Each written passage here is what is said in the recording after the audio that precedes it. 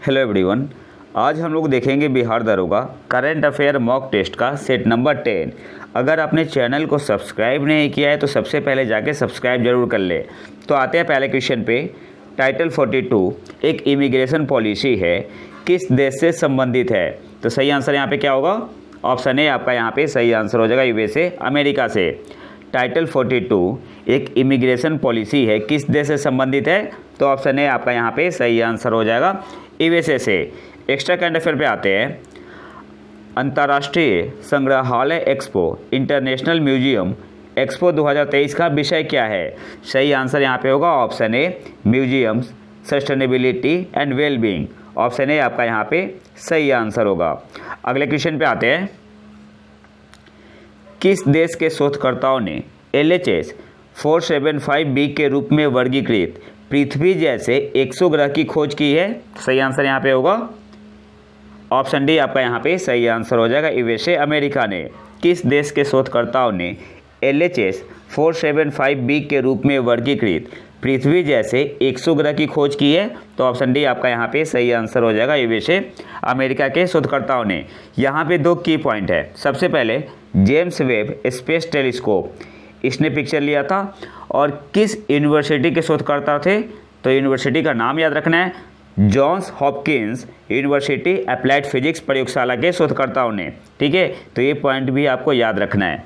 अगले क्वेश्चन पे आते हैं। एक्स्ट्रा करंट अफेयर है। नासा एक अनोखा सांप जैसा रोबोट विकसित कर रहा है जिसे कहा जाता है?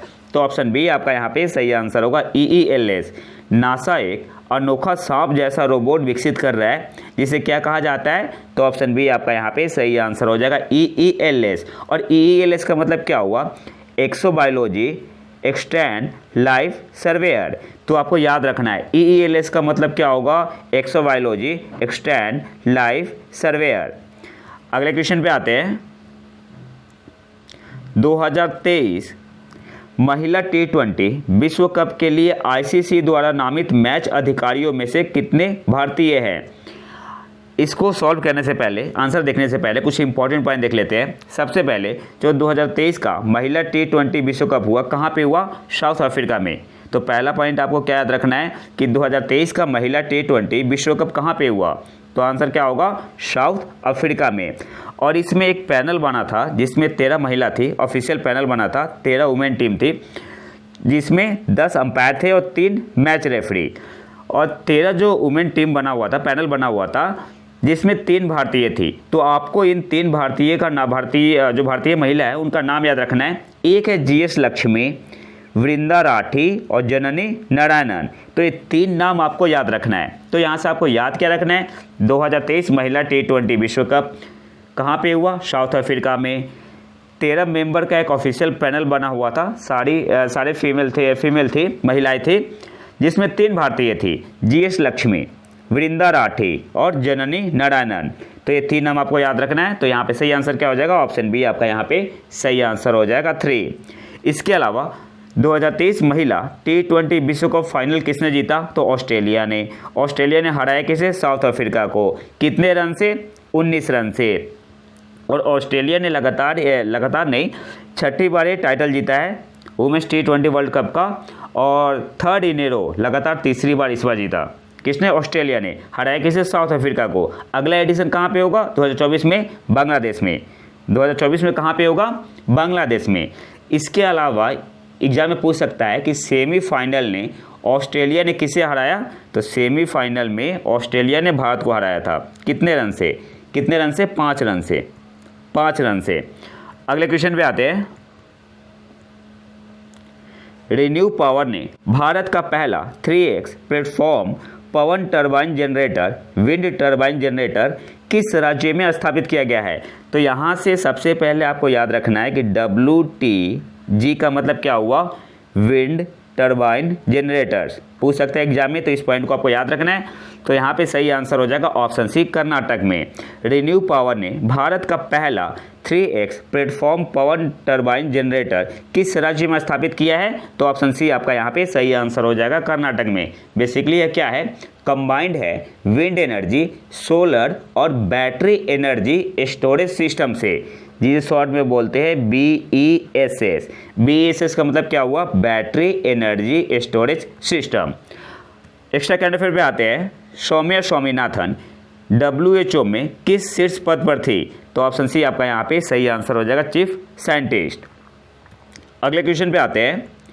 केंद्रीय बजट 2023 में घोषित की गई मिस्ट्री किस क्षेत्र से संबंधित है? तो ऑप्शन ए आपका यहाँ पे सही आंसर होगा, मैंग्रोव प्लांटेशन, मैंग्रोव वृक्षारोपण से। ऑप्शन ए आपका यहाँ पे सही आंसर होगा। केंद्रीय बजट 2023 में घोषित की गई मिस्ट्री किस क्षेत्र से संबंधित है? तो ऑप्शन ए आपका यहाँ पे सही आंसर होगा, मैंग्रोव प्लांटेशन से। और मिस्ट्री का मतलब क्या हुआ? Mangrove initiative for shoreline habitats and tangible incomes. तो एग्जाम में आपसे पूछ सकता है कि मिस्ट्री का फुल फॉर्म क्या होगा? Mangrove initiative for shoreline habitats and tangible incomes. तो ये आपको यहाँ से याद रखना है। या ऐसे पूछ सकते हैं कि मिस्ट्री में T स्टैंड फॉर तो tangible, I stand for income, M stand for mangrove, first I stand for initiative. तो ऐसे आपसे एग्जाम में पूछ सकता है। अगले क्वेश्चन पे आते हैं। Experiential technology innovation centre XTIC किस संस्थान में एक नव स्थापित अनुसंधान संस्थान है? तो सही आंसर क्या होगा? ऑप्शन बी आपका यहाँ पे सही आंसर हो जाएगा, IIT मद्रास में। Experiential technology innovation centre XTIC। तो आपको फुल फॉर्म भी याद रखना कि XTIC का मतलब क्या हुआ? एक्सपीरियंशियल टेक्नोलॉजी इनोवेशन सेंटर किस संस्थान में एक नव स्थापित अनुसंधान संस्थान है? तो ऑप्शन बी आपका यहाँ पे सही आंसर होगा, IIT मद्रास में। अगले क्वेश्चन पे आते हैं। एक्स्ट्रा करंट अफेयर है। सड़क परिवहन और राजमार्ग मंत्रालय भारत सरकार कब से कब तक सड़क सुरक्षा सप्ताह मना रही है? तो ऑप्शन सी आपका यहाँ पे सही आंसर होगा, 11 से 17 जनवरी 2023 तक। अगले क्वेश्चन पे आते हैं। किस अंतर्राष्ट्रीय संघ ने अपने व्यक्तिगत क्षेत्रों में साइबर सुरक्षा बढ़ाने के लिए साइबर चैलेंज लॉन्च किया? तो यहाँ पे सही आंसर होगा, ऑप्शन ए क्वाड ने। किस अंतर्राष्ट्रीय संघ ने अपने व्यक्तिगत क्षेत्रों में साइबर सुरक्षा बढ़ाने के लिए साइबर चैलेंज लॉन्च किया? तो ऑप्शन ए आपका यहाँ पे सही आंसर होगा, क्वाड। अच्छा, क्वाड में मेंबर कंट्री कौन है? तो अमेरिका है, ऑस्ट्रेलिया है, इंडिया है और जापान है। एक्स्ट्रा करंट अफेयर पे आते हैं। राष्ट्रीय विज्ञान दिवस 2023 की थीम क्या है? तो ऑप्शन बी आपका यहाँ पे सही आंसर होगा, global science for global wellbeing. तो ऑप्शन बी आपका यहाँ पे सही आंसर होगा। आपके लिए एक होमवर्क है, आपको बताना है कि राष्ट्रीय विज्ञान दिवस कब मनाते हैं। अगले क्वेश्चन पे आते हैं। GLOF का विस्तार क्या है जो पानी की अचानक और शक्तिशाली रिलीज है? तो यहाँ पे सही आंसर क्या हो जाएगा? ऑप्शन सी आपका यहाँ पे सही आंसर होगा, ग्लेशियल लेक आउटबर्स्ट फ्लड्स। तो ऑप्शन सी आपका यहाँ पे सही आंसर होगा। GLOF का विस्तार क्या है जो पानी की अचानक और शक्तिशाली रिलीज है? तो ऑप्शन सी आपका यहाँ पे सही आंसर होगा, ग्लेशियल लेक आउटबर्स्ट फ्लड्स। तो ऑप्शन सी आपका यहाँ पे सही आंसर होगा। एक्स्ट्रा करंट अफेयर पे आते हैं। स्टार्टअप फर्म IG ड्रोन्स ने भारत का पहला 5G सक्षम ड्रोन विकसित किया है। आपको बताना है ड्रोन का नाम क्या है? तो सही आंसर यहाँ पे क्या होगा? ऑप्शन डी आपका यहाँ पे सही आंसर होगा, स्काई हॉक। ऑप्शन डी आपका यहाँ पे सही आंसर होगा। अगले क्वेश्चन पे आते हैं। अच्छा, भारत में राष्ट्रीय स्टार्टअप दिवस कब मनाते हैं? 16 जनवरी को राष्ट्रीय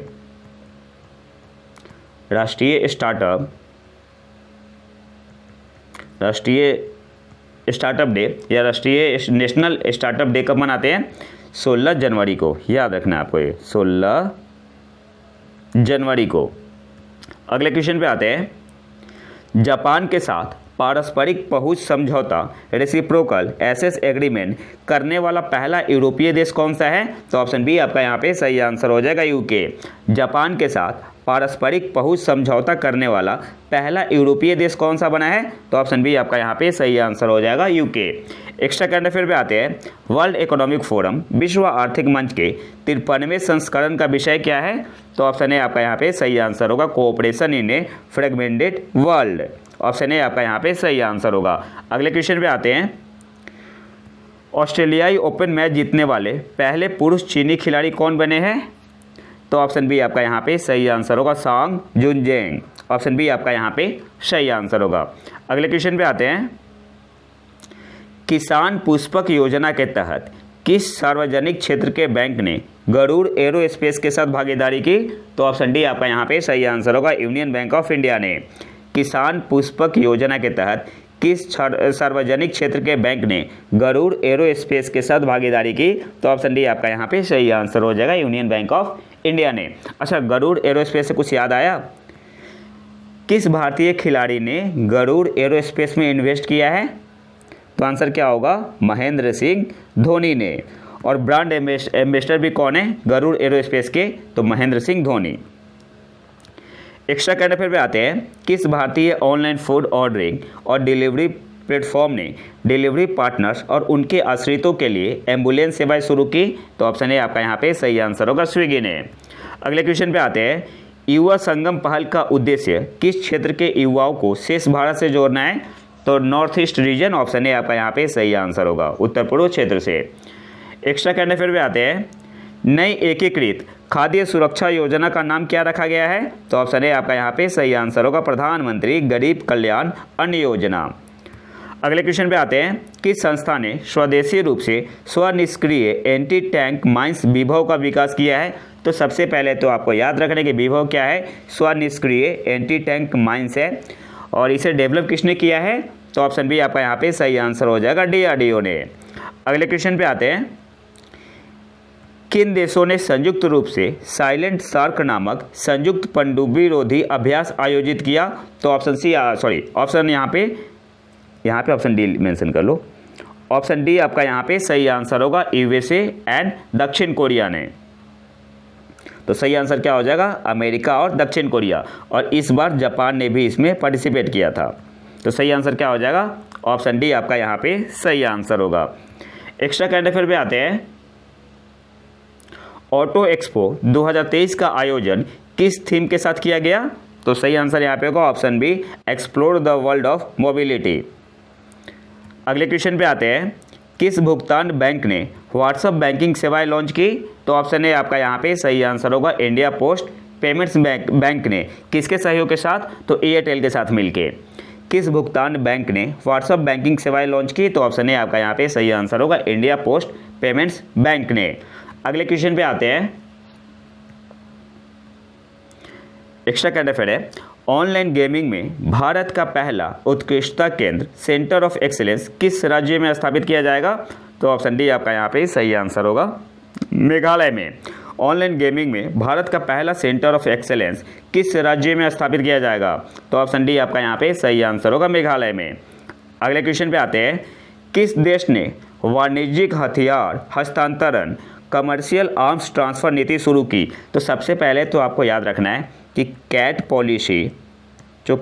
पॉलिसी है किस देश ने शुरू की है? तो ऑप्शन सी आपका यहाँ पे सही आंसर होगा, अमेरिका में। और CAT का मतलब क्या हुआ? C for commercial, A for arms, T for transfer. तो आपसे पूछ सकता है इसका फुल फॉर्म भी, तो आपको यहाँ पे याद रखना है। एक्स्ट्रा करंट अफेयर पे आते हैं। भारत सरकार ने हाल ही में किसके प्रदर्शन का आकलन करने के लिए परख लॉन्च किया? तो यहाँ पे सही आंसर होगा, option C, both A and B, यानी सेकेंडरी स्टूडेंट्स और हायर सेकेंडरी स्टूडेंट्स। तो ऑप्शन सी आपका यहाँ पे सही आंसर होगा। अच्छा, परख का मतलब क्या हुआ? Performance assessment review and analysis of knowledge for holistic development. तो ये आपको याद रखना है। अगले क्वेश्चन पे आते हैं। स्वसंप्रभु ढांचे में राष्ट्रीय डिजिटल पहचान प्रणाली बनाने वाला विश्व का पहला देश कौन सा है? तो ऑप्शन बी आपका यहाँ पे सही आंसर हो जाएगा, भूटान। स्वसंप्रभु ढांचे में राष्ट्रीय डिजिटल पहचान प्रणाली बनाने वाला विश्व का पहला देश कौन सा है? तो ऑप्शन बी आपका यहाँ पे सही आंसर होगा, भूटान। एक्स्ट्रा करंट अफेयर पे आते हैं। भारतीय सेना ने किस कंपनी को 6 अपाचे हेलीकॉप्टरों का ऑर्डर दिया था? तो ऑप्शन बी आपका यहाँ पे सही आंसर होगा, Tata Boeing aerospace limited, short में इसे क्या बोलते हैं? TBAL। तो ऑप्शन बी आपका यहाँ पे सही आंसर होगा। अगले क्वेश्चन पे आते हैं। किस देश ने सोयूज MS-23 अंतरिक्ष उड़ान शुरू की? तो सही आंसर यहाँ पे क्या होगा? ऑप्शन ए आपका यहाँ पे सही आंसर हो जाएगा, रूस ने। इसके अलावा आपको यहाँ से जो इम्पोर्टेंट पॉइंट याद रखना है, ये अर्थ पे वापस आ गया है कितने दिनों के बाद? तो 371 दिन के बाद। ये इंपॉर्टेंट पॉइंट है, आपको याद रखना है। अगले क्वेश्चन पे आते हैं। खबरों में देखा गया अलूला घोषणा किस देश से संबंधित है? तो ऑप्शन डी आपका यहाँ पे सही आंसर हो जाएगा, कतर से। खबरों में देखा गया अलूला घोषणा किस देश से संबंधित है? तो ऑप्शन डी आपका यहाँ पे सही आंसर होगा, कतर। बेसिकली यूएई और कतर के बीच है कौन सा डिक्लेरेशन? अलूला डिक्लेरेशन। अगले क्वेश्चन पे आते हैं। हाल ही में खबरों में रही कोलिस्टीन क्या है? अच्छा, कोलिस्टीन को और किस नाम से जानते हैं? पॉलीमिक्सिन ई के नाम से भी इसे जाना जाता है। तो कोलिस्टीन क्या है? एंटीबायोटिक मेडिसिन है। तो ऑप्शन बी आपका यहाँ पे सही आंसर होगा। एक्स्ट्रा करंट अफेयर पे आते हैं। Revolutionaries the other story of India the other story of how India own it's freedom, पुस्तक के लेखक कौन है? तो ऑप्शन बी आपका यहाँ पे सही आंसर होगा, संजीव सान्याल, जो कि प्रधानमंत्री की आर्थिक सलाहकार परिषद के सदस्य भी है। Revolutionaries the other story of how India own it's freedom, पुस्तक के लेखक कौन है? तो ऑप्शन बी आपका यहाँ पे सही आंसर होगा, संजीव सान्याल। और आज के आखिरी क्वेश्चन पे आते हैं। किस देश ने अंतर्राष्ट्रीय विमानन सुरक्षा आकलन आयोजित किया? तो ऑप्शन बी आपका यहाँ पे सही आंसर होगा, यूएसए, अमेरिका ने। किस देश ने अंतर्राष्ट्रीय विमानन सुरक्षा आकलन आयोजित किया? तो ऑप्शन बी आपका यहाँ पे सही आंसर होगा, यूएसए। इसके अलावा आपको यहाँ पे याद रखना है कि भारत की अंतर्राष्ट्रीय विमानन सुरक्षा आकलन को किस कैटेगरी में रखा गया है? तो श्रेणी 1 में इसे रखा गया है, पहले भी श्रेणी 1 में ही था। एक्स्ट्रा करंट अफेयर है। किस देश के नेत्र रोग विशेषज्ञ डॉक्टर सैंडुक रुइट ने मानवता की सेवा के लिए बहरीन आईएसए पुरस्कार जीता है? तो किस देश से है? नेपाल से है। ऑप्शन ए आपका यहाँ पे सही आंसर होगा। सेकेंड एक्स्ट्रा करंट अफेयर पे आते हैं। 21 जनवरी को कौन से राज्य अपना स्थापना दिवस मनाते हैं? तो गिवन ऑप्शन में ऑप्शन बी आपका यहाँ पे सही है, मणिपुर, मेघालय और त्रिपुरा। तो ये तो था हमारा आज का लेक्चर। अगर आपको इसका पीडीएफ चाहिए तो आप हमारे टेलीग्राम चैनल प्रतीक IQ को ज्वाइन कर सकते हैं। और अगर वीडियो पसंद है तो लाइक करें और चैनल को सब्सक्राइब जरूर कर लें। मिलते हैं नए वीडियो में नए टॉपिक के साथ, तब तक के लिए नमस्कार, जय हिंद।